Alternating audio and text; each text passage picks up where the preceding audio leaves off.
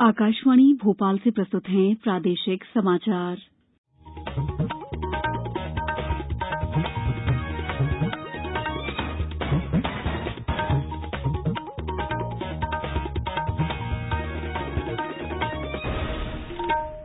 नमस्कार, समाचारों के साथ मैं दीपा सिंह।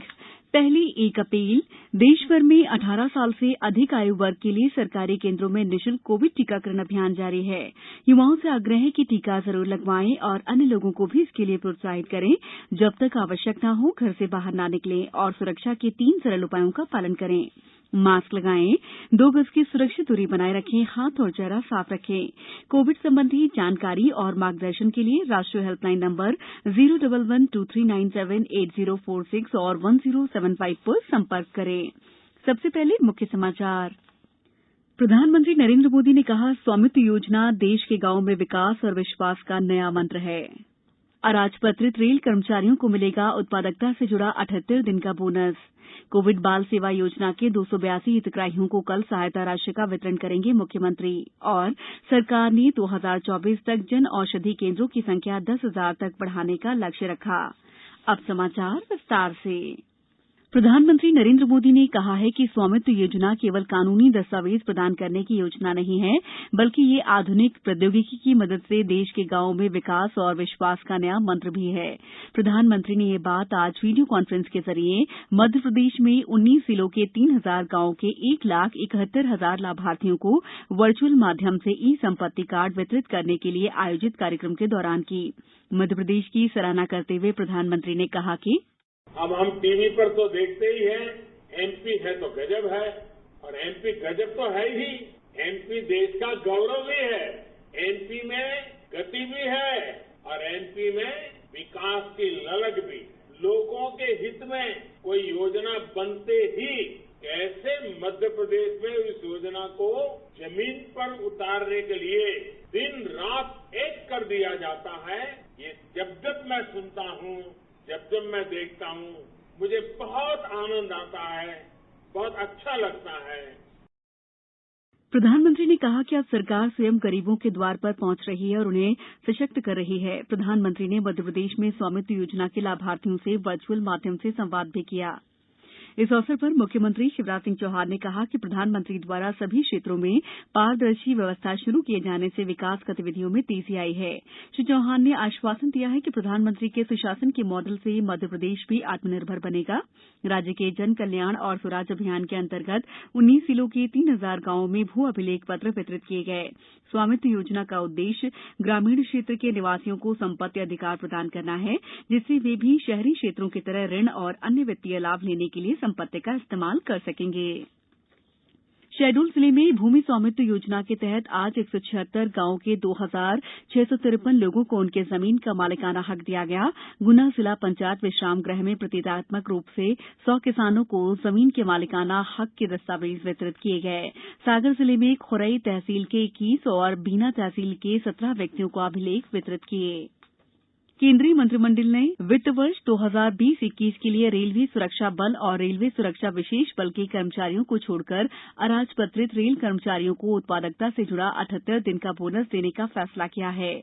सूचना और प्रसारण मंत्री अनुराग सिंह ठाकुर ने मंत्रिमंडल की बैठक के बाद संवाददाताओं को संबोधित करते हुए बताया कि इससे रेलवे के लगभग 11,56,000 अराजपत्रित कर्मचारियों को लाभ मिलेगा। श्री ठाकुर ने बताया कि इस पर लगभग 1,985 करोड़ का व्यय आएगा।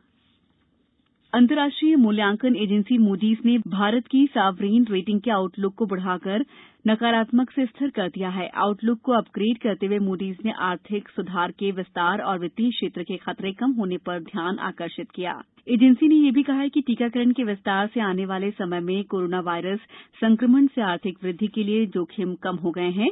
एजेंसी का अनुमान है कि चालू वित्त वर्ष में सकल घरेलू उत्पाद में 9.3% की वृद्धि होगी और अगले वित्त वर्ष में आर्थिक वृद्धि दर 7.9% रहने की उम्मीद है।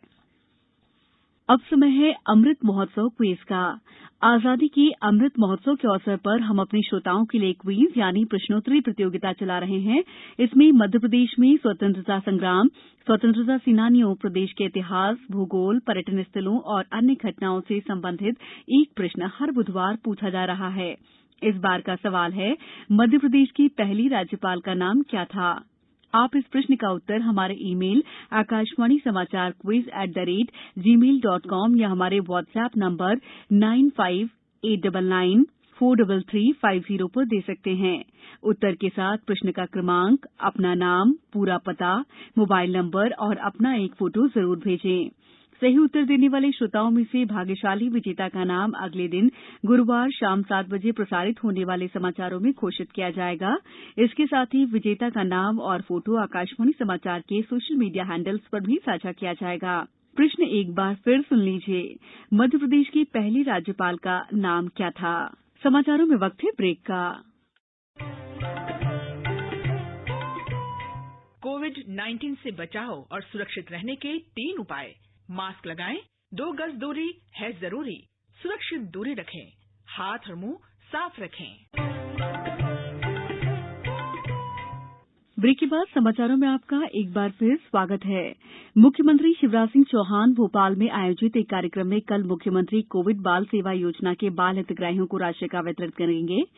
कार्यक्रम में 282 बाल हितग्राहियों के खातों में 5,000 प्रतिमाह हितग्राही के मान से करीब 14 लाख रुपए की राशि जमा की जाएगी। अब तक मुख्यमंत्री कोविड बाल सेवा योजना में प्रदेश के 1,360 अनाथ बच्चों को लाभान्वित किया गया है। प्रधानमंत्री भारतीय जन औषधि परियोजना के कार्यान्वयन में लगी agency pharmaceuticals and medical devices bureau of India ने वित्त वर्ष 2021-22 के लिए 8,300 प्रधानमंत्री भारतीय जन औषधि केंद्र खोलने का लक्ष्य हासिल किया है। आम आदमी, विशेषकर गरीबों को सस्ती दर पर गुणवत्तापरक दवाएं उपलब्ध कराने की दृष्टि से सरकार ने मार्च 2024 तक प्रधानमंत्री भारतीय जन औषधि केंद्रों की संख्या 10,000 तक बढ़ाने का लक्ष्य रखा है।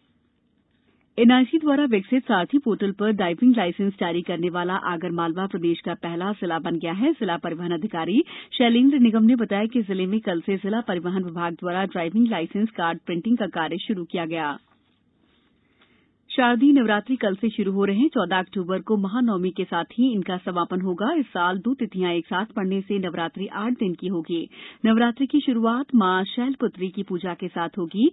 प्रदेश भर के मंदिरों में कोरोना दिशा निर्देशों का पालन करते हुए इस उत्सव की तैयारियां चल रही हैं।